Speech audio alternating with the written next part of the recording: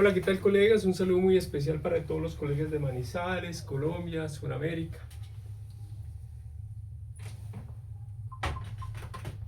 Estamos a unas pocas horas de iniciarse el Congreso Veterinario de Colombia, magno evento en donde los médicos veterinarios tienen la oportunidad de asistir a conferencias de un alto nivel académico con conferenciantes o conferencistas de talla internacional. Un saludo para todos los colegas, esta vez por motivos ajenos a mi voluntad no puedo asistir. Recuerden, soy Juan Carlos, veterinario clínico en pequeños animales, con un especial interés en cardiología, medicina de cuidado crítico, medicina crítica, medicina interna y medicina de especies silvestres, salvajes, exóticas, sobre todo salvajes. Con profundización en megavertebrados, grandes simios y felinos. Nos encontramos en su programa Charlas con el Dr. Chica. Está la enfermera médico veterinaria Olga Yané Rivera Correa. Buenas tardes. Estamos con la señora Yasmín, la mamá de Chiquita. Buenas y les tardes. presento a Chiquita, paciente de 3 años de edad, de raza Shih Tzu, hembra, quien viene presentando aproximadamente hace un mes un cuadro de tipo respiratorio, inapetente, decaída, con muchas dificultades, que queremos que la señora Yasmín nos cuente un poco sobre cómo comenzó ella su cuadro, evolución de enfermedad. Bueno, Chiquita empezó decaída, ya no quería jugar, después no quiso comer. Por esa cuestión yo la llevé a que la revisaran. Llamé a la doctora Olga a que le revisara a la perrita que tenía. Se veía muy decaída, parecía que estuviera enfermita, pues porque no quería comer. Entonces Olga le recetó unos medicamentos, ya. Y la perrita siguió con el mismo cuadro. Se enfermó una vez a las 2 de la mañana, no encontré dónde llevarla y la llevé a un sitio pues a que la hospitalizaran. De ahí me mandaron unos medicamentos para que le empezara a dar, porque le hicieron una, no sé cómo se llama, doctor, la plaqueta esa. Una prueba de test. Un test. Un test para hemoparásitos. Para hemoparásitos. Y allá me dijeron que había salido positivo para los 3 parásitos. Me mandaron, me pusieron la tarjeta, me mostraron, decía que debían salir 3 rayitas, pero yo nomás vi una. A ver, vamos por partes. El SNA-X4, que es un examen que se hace para hemoparásitos, ese SNA-X4 es tanto para Borrelia burkholderi, Anaplasma marginale, para Ehrlichia y para Hydrofilaria mitis, que es el gusano de corazón. El test, yo tuve la oportunidad de observarlo y el test ni siquiera una raya tenue tiene, ¿sí? No sé si antes le habían realizado otro test o no, ¿sí?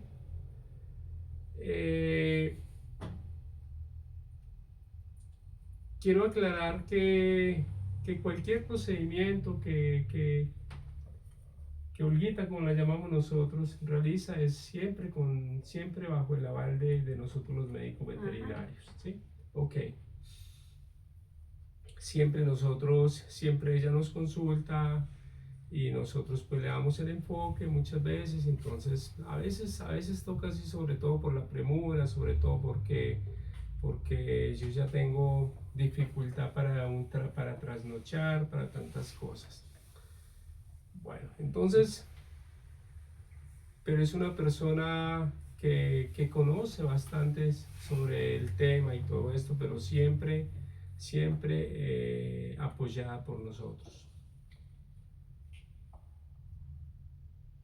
¿Qué pasó más de ahí en adelante? Ok, entonces me dijeron que tenía que hacerle esa prueba y que con esa prueba determinaban qué era lo que tenía, que porque parecía que fueran parásitos.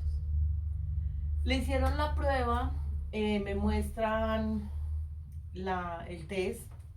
Ella me dice que tienen que salir 3 rayas rojas, todas iguales en el test. Pero yo nomás vi una. Y ella me decía, sí, se ve tenue. Y yo, bueno, pues, ella es la doctora, ella es la que dice, pues uno de eso no desconoce.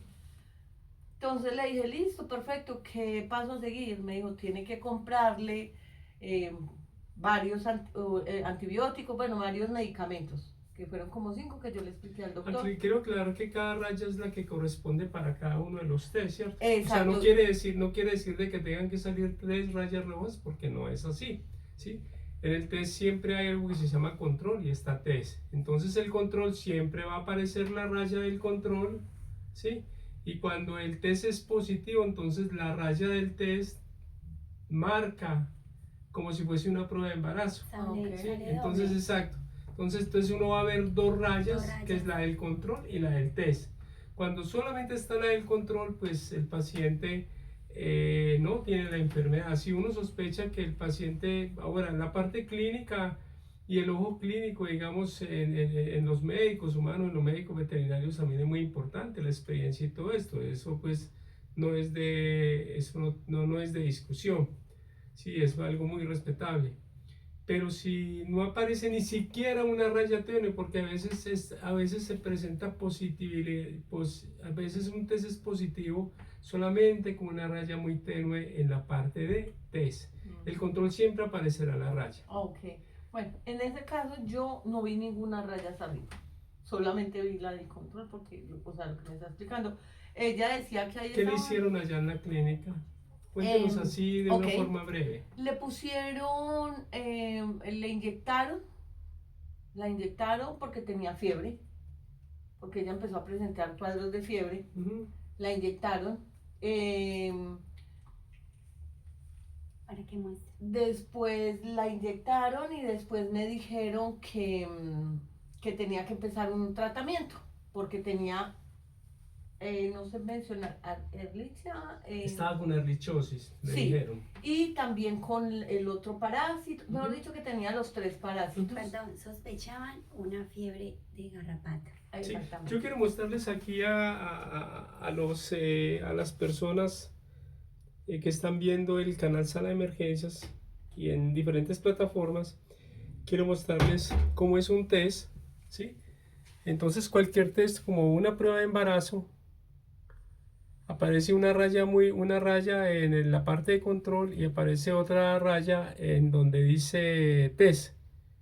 Entonces, si donde dice test no aparece absolutamente nada, quiere decir que el paciente es negativo. Si ya uno por alguna razón sigue sospechando esa parte clínica de uno como médico, entonces pues uno ya hace otro tipo de pruebas, ¿no? Bueno, Ok.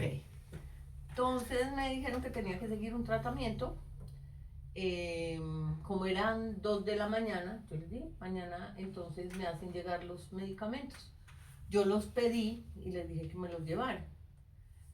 Mi perrita estuvo con ese medicamento desde el 5 de julio, que fue ir con ellos a donde la llevé. Desde el 5 de julio hasta el 17 de julio, que la perrita volvió y se agravó.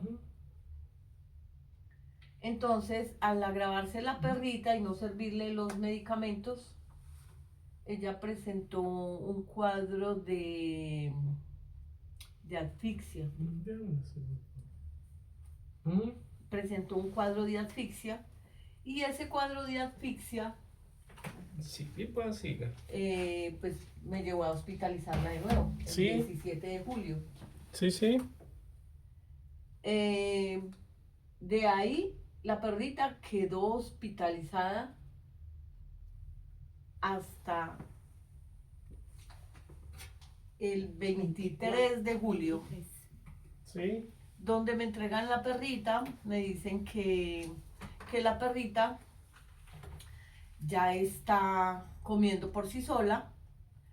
Que me entregaran la perrita porque ella ya estaba comiendo por sí sola, pero que la perrita tenía que estar 24/7 con oxígeno, pero que como ya estaba mejor me la podía llevar y empezar a darle los alimentos.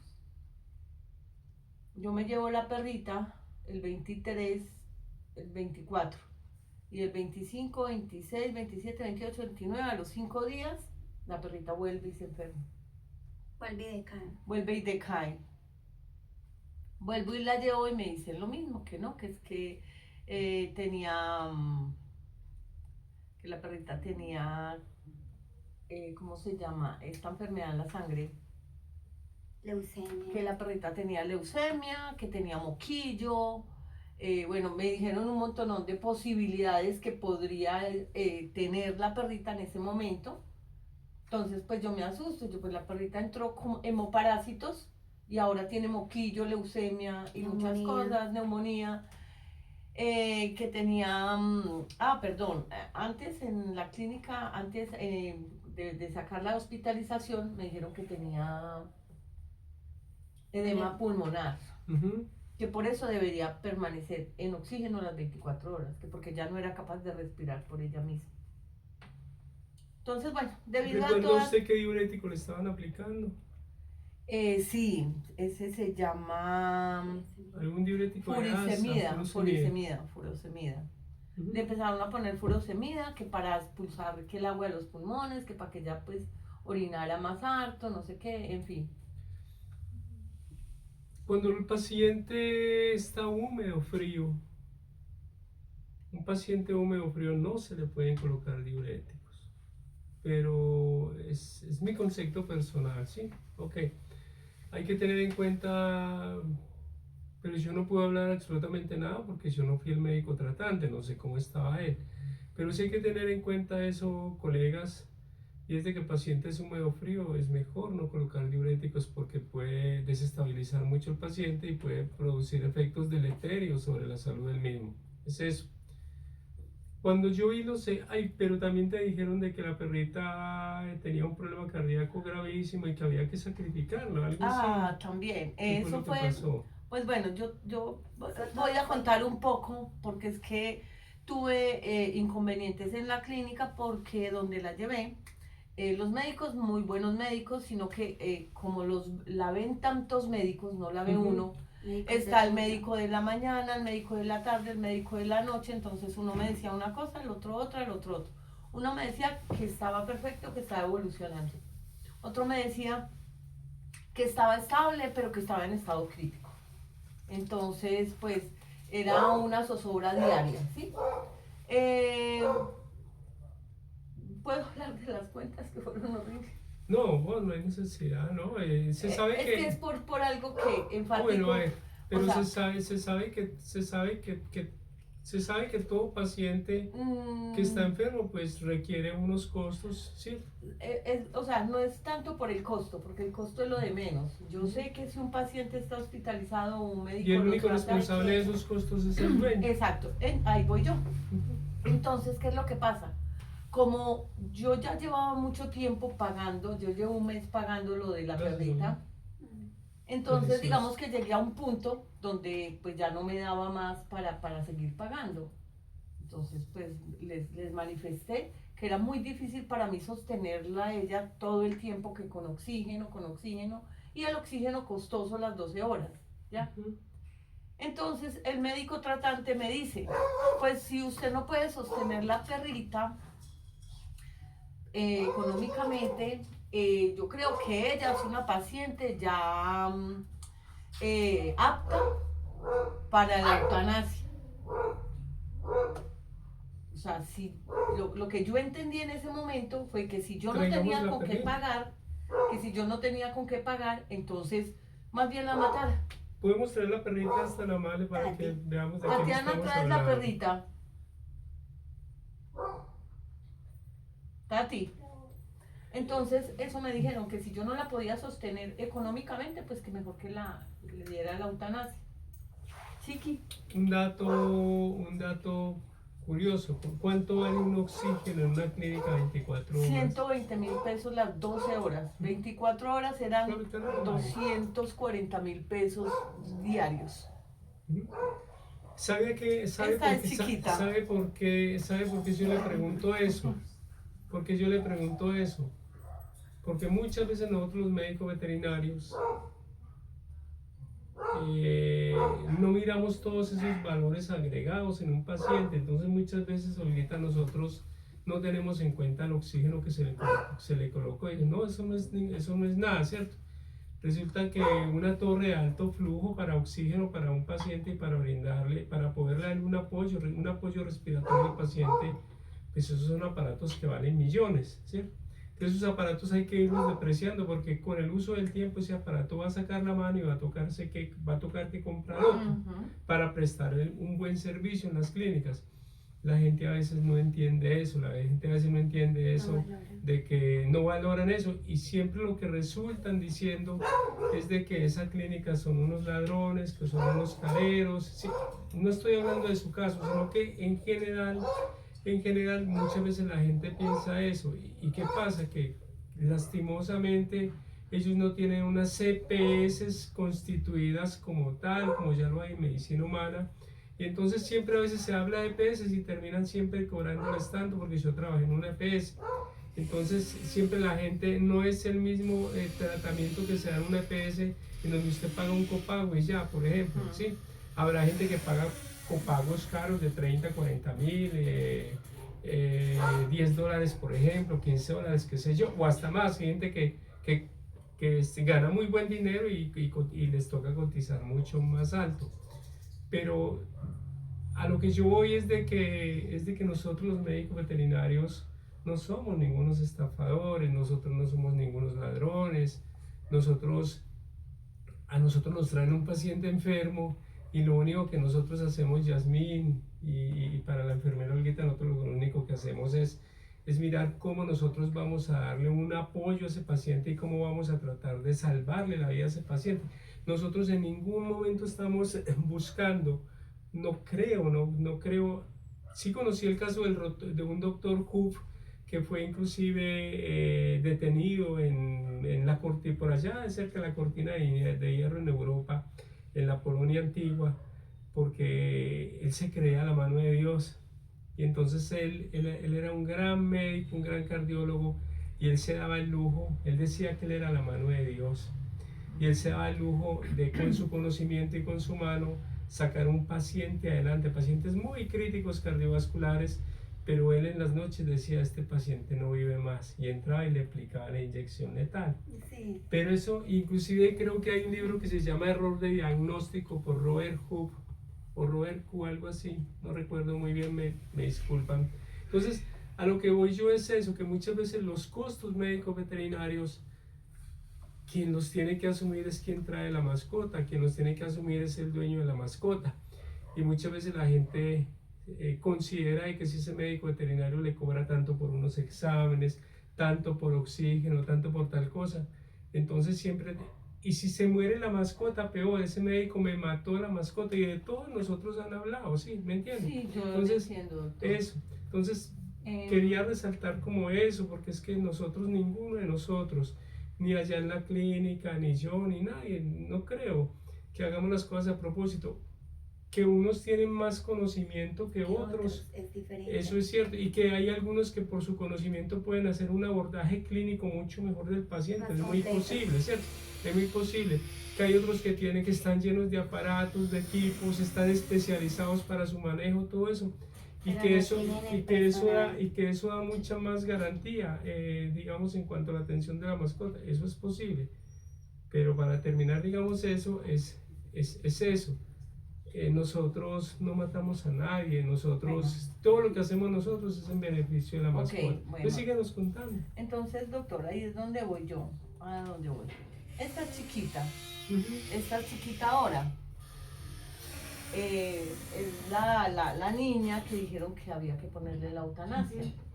Entonces ahí es donde voy yo. Chiquita, después de que yo la traje a su consultorio, doctor, ella ha tenido una mejoría notablemente, donde ella camina, come, anda por todos lados, anímicamente se le ve la mejoría, ¿sí? A lo que yo voy, porque de lo que estábamos hablando, de que De los si no precios. había con que, de los precios, o sea, uno como mamá de una mascota de estas, no escatima. O sea, a mí pues digamos que no me dolía sacar el dinero o conseguirlo para pagar, no. A mí lo que más me entristeció y lo que más me enojó es que me dijeran que si no tenía con qué tenerla ya, pues entre comillas me lo dijeron porque pues no me lo dijeron abiertamente, ¿no? Pero me insinuaron que ella ya era una paciente para la eutanasia. Y la paciente de eutanasia me la entregaron el 31 a esta fecha, entonces ya estaría muerta. Entonces digamos que ese fue el tema ahí nomás de lo que yo estaba hablando de lo del dinero. Entonces, ¿qué digo yo? Si ella hubiera sido para eutanasia, yo creo que si yo la traigo a su consultorio, doctor, usted me hubiera dicho, no hay nada que hacer. Pero yo le quiero aclarar una cosa, Pongámosle la eutanasia. yo en 30 y punto, casi 40 años que estoy en el área médica. Para quienes no me conocen, pues tengo el área médico humana también.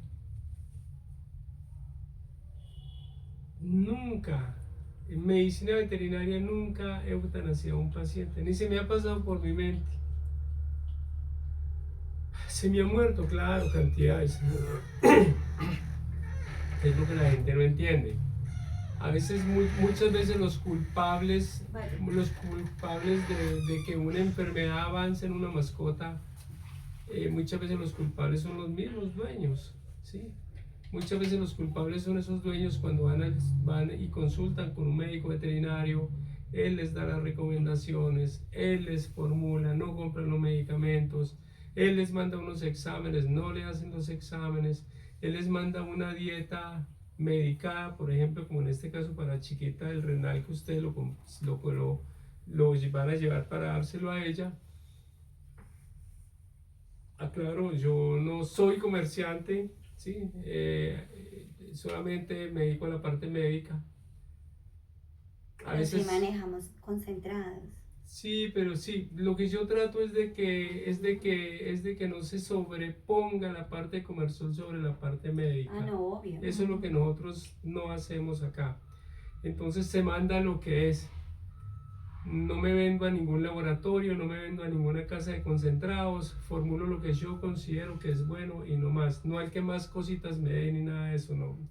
Eso sí, pues hay que hacer. Pero en tantos años, y precisamente por eso creé la Sociedad Colombiana de Emergencias y Cuidados Críticos Veterinarios, debido a eso, que es COVES. Con el fin de que nosotros los médicos veterinarios nos acerquemos más a ese paciente crítico, nos acerquemos más a ese paciente que a veces cuando nos quedamos como atrasados un poco en cuanto al tratamiento, al conocimiento de la enfermedad de ese paciente, entonces muchas veces es como una de las opciones más fáciles para hacerlo. Debido a esto he estudiado durante tantos años, más de 30 años, sobre cuidado crítico, sobre cardiología en niños. Tuve la oportunidad de rotar por 11 hospitales desde acá hasta el Tomás Uribe de Tuluá, y junto con el doctor Javier Roberto Jaimes, cardiólogo pediatra, cardiólogo clínico pediatra humano, con ese fin de poder llegar a ese paciente terminal, a ese paciente crítico. Entonces por eso acá no se habla de eutanasia. Por eso nosotros acá hemos creado esta sociedad que se llama COVES, que no es más que esta que ustedes ven ahí, ¿sí? COVES, la Sociedad Colombiana de Emergencias y Cuidados Críticos Veterinarios, ¿sí? Con el fin de poderle brindar esa otra oportunidad al paciente que está en otro tipo de condiciones, al paciente que está pasando esa brecha o esa línea casi cercana a la muerte. Es eso lo que nosotros hacemos en la Sociedad Colombiana de Emergencias y Cuidados Críticos. Cuando yo vi el paciente, pues yo sí miré los exámenes que le habían hecho los otros colegas en la clínica y todo eso. Y simplemente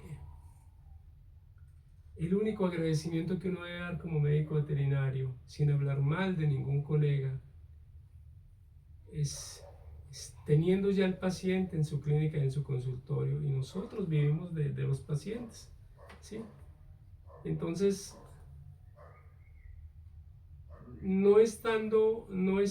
estando contento porque ustedes nos están dando la oportunidad a nosotros de tratar a un paciente, en ningún momento es menester o es obligación de nosotros hablar absolutamente a ningún colega, ¿sí? Sino hacer lo que hay que hacer. O sea, el mejor ejemplo es eso, hacer lo que hay que hacer, sin hablar ni nada de esto. Yo sí miré los exámenes no había una hiperglobulinemia, la proteína no estaba aumentada, la albúmina estaba dentro de los niveles normales, por lo tanto sospeché que era un paciente que no tenía una proteína elevada por parte de la globulina, y lo único que sospeché era que si la proteína estaba caída y la albúmina estaba dentro de valores normales, entonces era una hipoproteinemia producida por una albúmina baja, globulina baja, perdón, y la albúmina dentro de valores normales. Entonces esto lo lleva a uno a no sospechar por un cuadro de un hemoparásito, ¿sí? Ni de una babesia, ni de una anaplasma, ni de una Ehrlichia, como en este caso.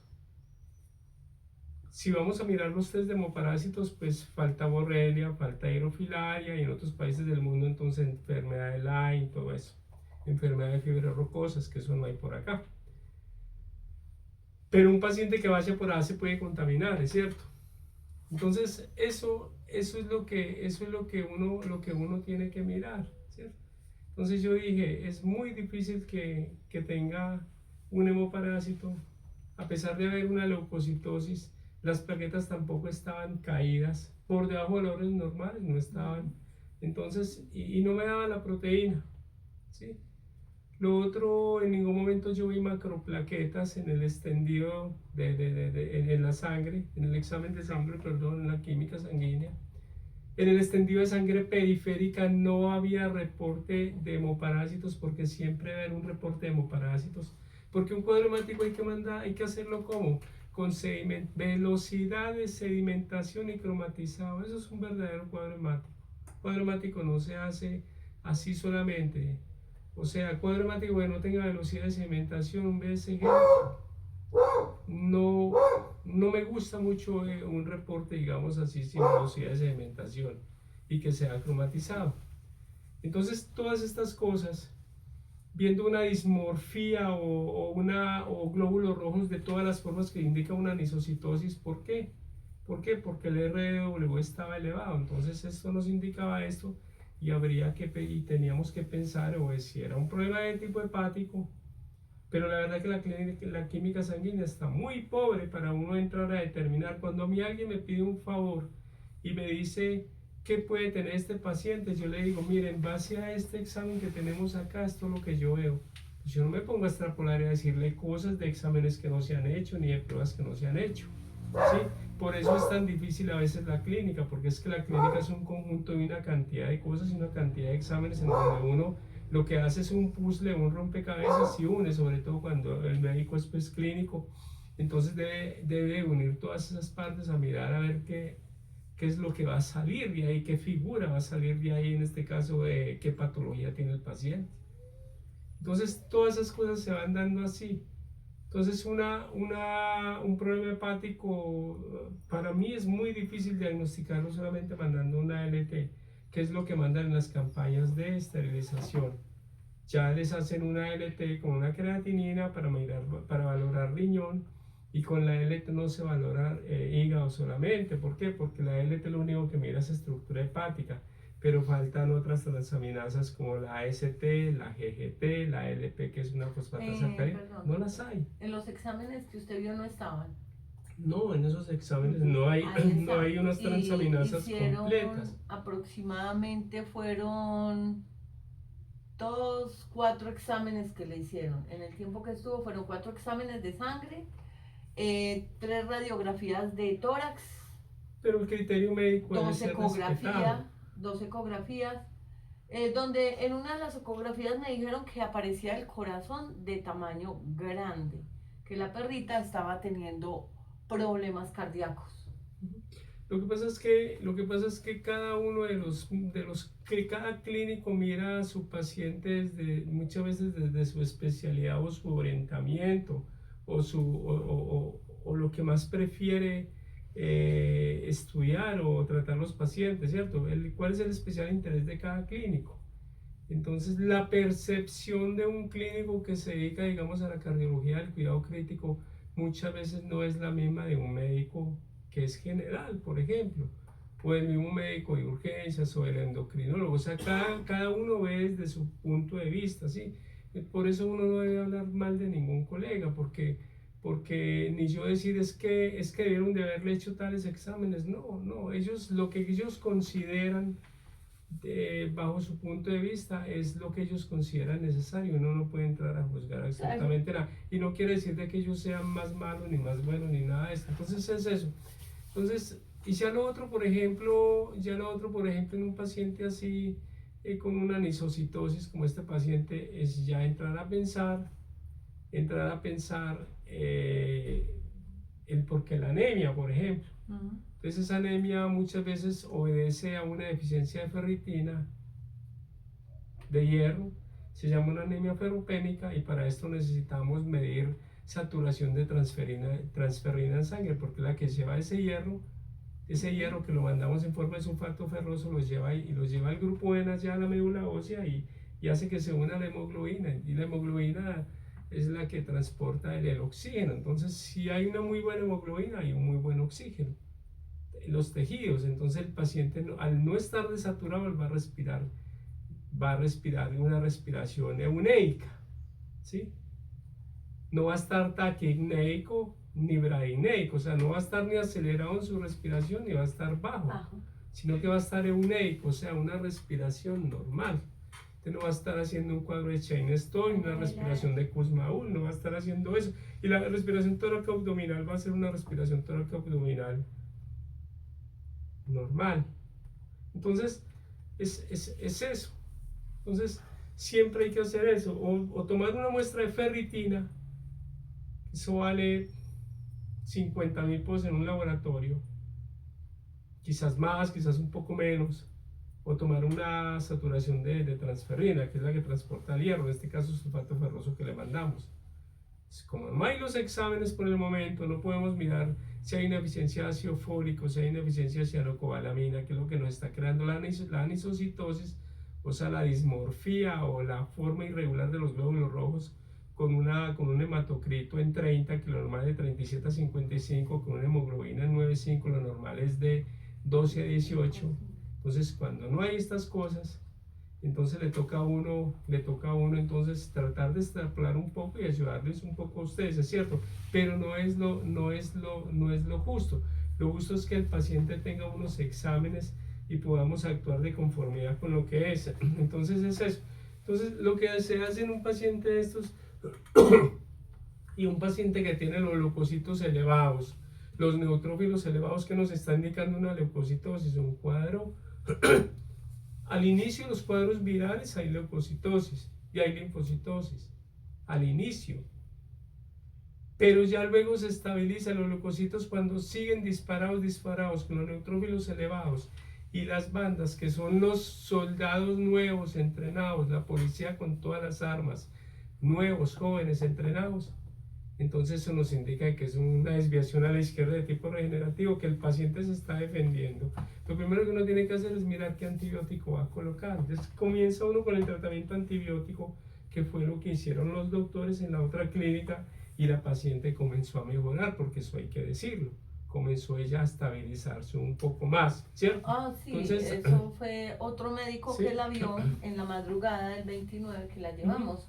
Él dijo, pues, si ella viene con un antibiótico desde hace, ya casi ya iba a ser el mes, porque fue el 29 y ella entró el 5, y al 29 el antibiótico que ella le estaban dando ya no le había servido porque seguía presentando Hacia la resistencia. misma, o sea, la misma actitud. Sí, sí.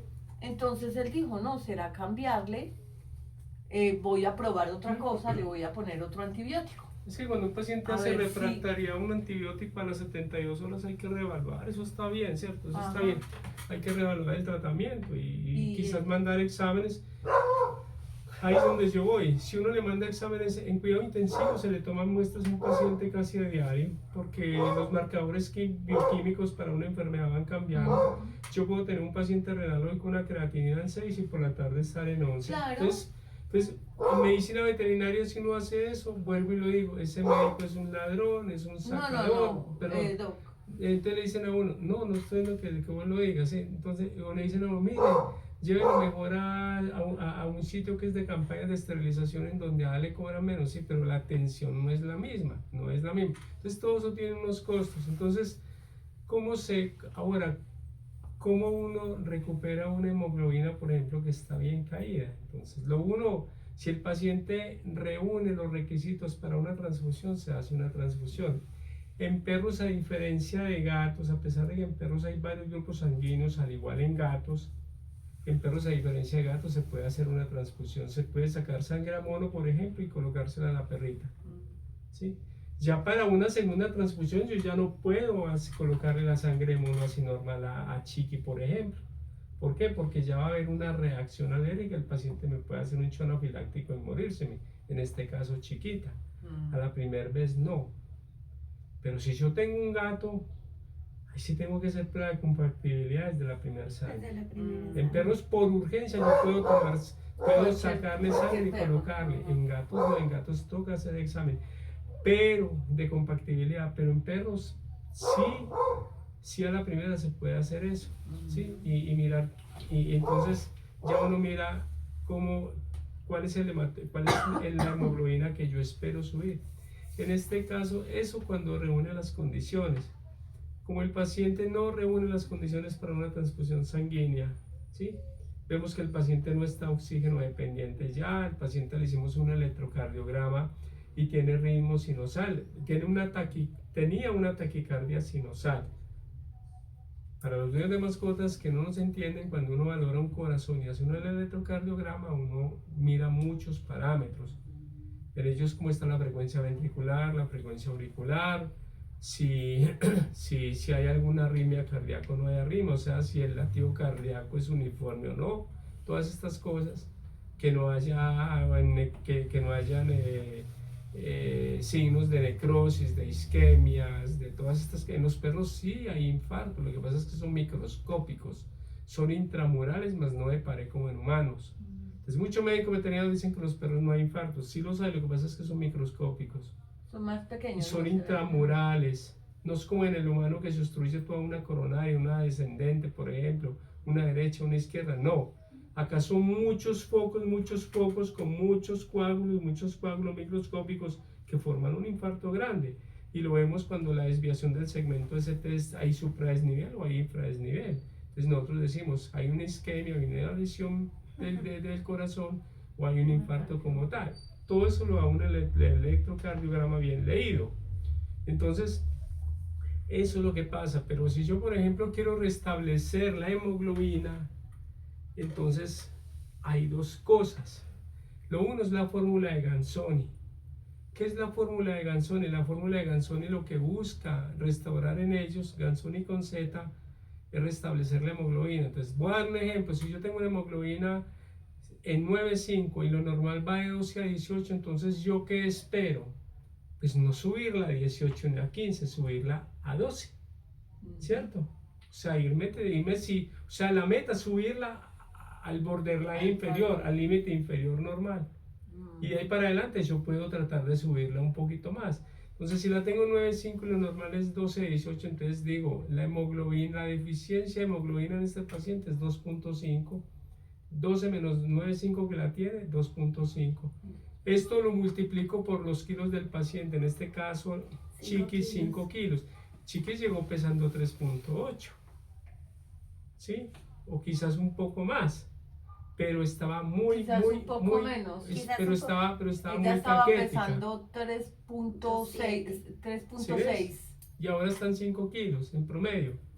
Entonces, ella ha recuperado mucho. Entonces, claro, entonces yo lo que digo es, ¿cuántos kilos tiene el paciente? 5 kilos por el déficit de hemoglobina, o sea, lo que yo espero subir que es 2,5, por una constante, esa constante es 2,4.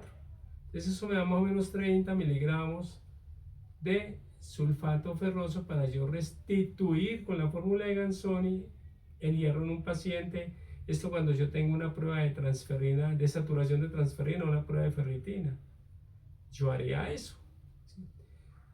Como hay veces no hay la parte económica y muchas cosas, y nosotros también tenemos que tratar de mirar cómo nos podemos ayudar entre todos. Entonces yo tengo que mirar dentro de la fórmula de Ganzoni cuáles son los depósitos de hierro. Si los depósitos de hierro en perros son 15 miligramos por cada kilo, entonces 15 por 15 kilos que tiene son 75, más 30 o 30,5 la fórmula de Ganzoni me da 100 miligramos, así por encimita. El sulfato de hierro viene en suspensión por 5 ml, o sea, cucharada postrera de 200 miligramos. Entonces, ¿cuánto doy yo? 1 ml. Si fuese inyectable, lo colocaría cada semana en perros. En gato lo puedo colocar cada 48 horas. Pero como no es inyectable, lo vamos a colocar cada 2 días. ¿Sí? Es eso. ¿Qué es lo otro que hay que pensar en un paciente de estos? ¿Qué es lo otro que hay que pensar? En bacterias que me estén provocando destrucción de glóbulos rojos. ¿Sí? Mire que esta charla no es para criticar a nadie, estamos hablando sobre un caso clínico. ¿Qué bacterias me pueden crear hemólisis o destrucción de glóbulos rojos? De las bacterias que me crean hemólisis o destrucción de glóbulos rojos, las más comunes y en respiratorios son Streptococcus, ¿sí? Streptococcus canis, que es una bacteria. Una bacteria. ¿Sí? Porque es que cuando yo estoy frente a un paciente, cuando yo estoy frente a... porque yo le decía, no es leucemia, no es moquillo, porque no había una pancitopenia, o sea, los glóbulos blancos no estaban caídos. O sea, no había una neutropenia con leucopenia ni con linfopenia. Ni había vasopenia, ni había monocitopenia, nada. Inclusive los monocitos están un poco aumentados. ¿Pero qué me indica esto? Que hay una lisis o una destrucción de tejido, y realmente esta paciente tenía una neumonía. ¿Sí? Entonces, ¿qué bacteria me provoca a mí una neumonía que me destruya glóbulos rojos? Entonces uno tiene que ir mirando, no solamente colocar un antibiótico, sino qué antibiótico me va a comenzar a atacar el problema. En este caso, pues pensar en un Streptococcus, pensar en un Diplococcus pneumoniae, pensar en un alfa hemolítico, pensar en alguna otra cosa o en un beta hemolítico. O sea, bacterias que tienen diferentes configuraciones y que me causan destrucción de glóbulos rojos. Entonces aquí en un caso de estos yo digo, bueno, la buena es la ceftriaxona. Pero la ceftriaxona es muy buena porque le decían que tenía hongos en vías respiratorias.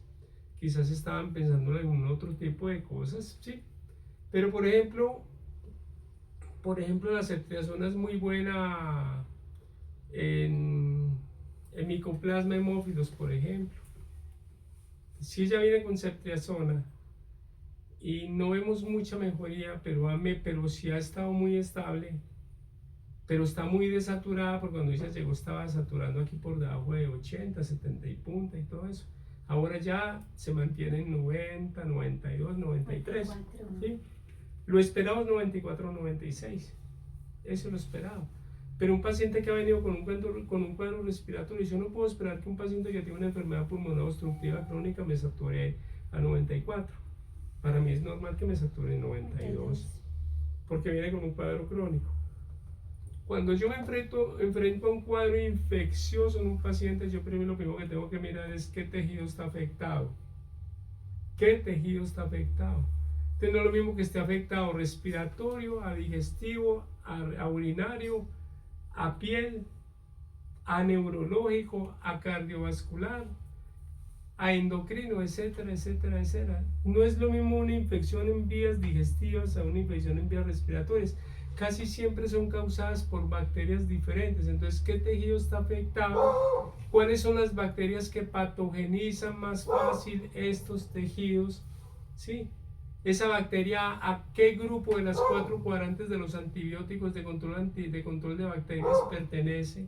Si es una bacteria gram positiva, si es una bacteria gram positiva aerobia, si es una bacteria gram negativa aerobia de segunda cuadrante, si son bacterias anaerobios facultativos obligados de tercera cuadrante, o si son cepas productoras de penicilinasa en cuarta cuadrante. Porque la mayor parte de los tratamientos de piel no funcionan colocando unos antibióticos, porque uno no tiene en cuenta esa cuarta cuadrante. ¿Por qué? Porque la mayor parte de las bacterias producen beta-lactamasas que me atacan el antibiótico. Entonces, ¿qué antibiótico los debo? antibióticos a veces no funcionan. Entonces yo en piel, ¿qué debo de mandar? Inhibidores beta-lactámicos. O sea, para que no me dejen, para que la bacteria no me ataque a través de las beta-lactamasas el antibiótico, ¿sí? Entonces, eso es lo que se hace. Okay. Entonces, así es en los tratamientos antibióticos. Entonces, ya uno teniendo en cuenta todas estas cosas, uno dice, bueno, la mayor parte de las bacterias en vías respiratorias es un Streptococcus. En gatos, en caballos, Streptococcus X, que es zoonótico, por ejemplo. Entonces uno mira eso, o es un Staphylococcus. ¿Con qué lo ataco? Entonces las bacterias que lo atacan son estas y estas y estas. O sea, doctor, que entonces la perrita lo que le dio fue una bacteria. Es lo más seguro. Una bacteria. Es lo más seguro porque no tenemos cultivo con antibiograma, pero el cuadro hemático sí da para pensar en un cuadro bacteriano. Okay. Es eso. Una bacteria más no una hemoparásitos. No lo sabemos porque a pesar de que, hay veces hay resultados que son positivos y son falsos. ¿Sí me entiende? O sea que igual de todas maneras lo que estábamos diciendo. Ella ha venido con dicloxacilina por casi un mes, ¿cierto? Los médicos allá le mandaron la dicloxacilina. Mire, lo más importante de todo esto. Sí, por casi un mes estuvo medicada. Lo más importante de todo esto es que ella está ahí. Ella está ahí con usted en este momento. Sí, lo más importante es que, bueno, aquí el caso no es si estuvo bien o mal. El caso es que pues asertivamente la trajimos y la perrita pues tuvo un cambio grandísimo. La perrita está bien, está estable, está comiendo pepas, está comiendo su alimento, que pues ahorita va a llevar un alimento mejor. Y está volviendo a coger su comportamiento, porque pues de todo aún no. Es un alimento renal. Ajá. Cuando uno tiene un paciente renal, si solamente de los 4 o 5 parámetros de un paciente renal, que son hipertensión arterial, albúmina, el paciente renal tiene la presión arterial elevada por lo general.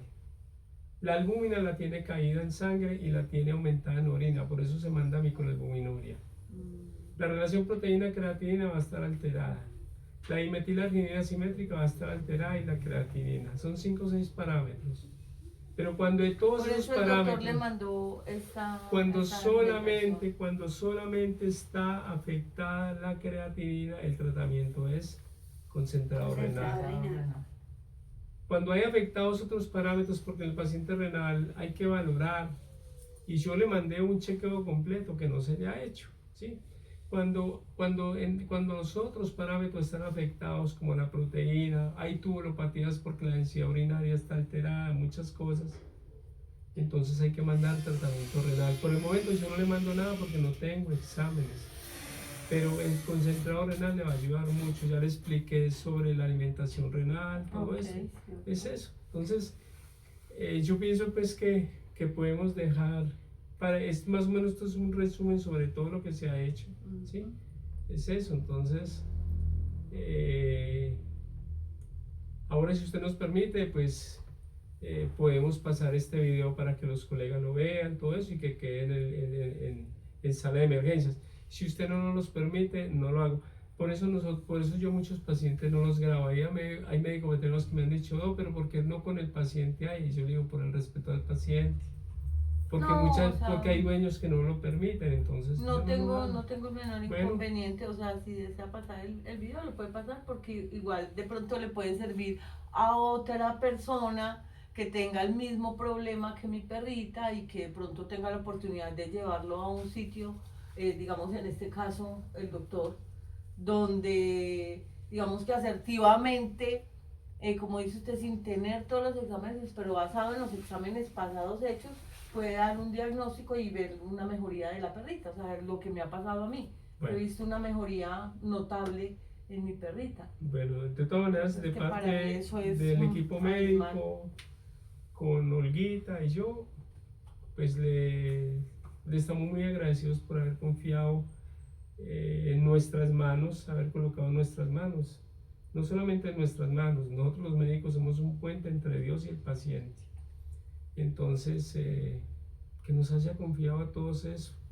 Sí, pues yo creo que la agradecida soy yo. Su perrita, nuestro paciente. Y bueno, no siendo más, muchas gracias. Muchas gracias, doctor.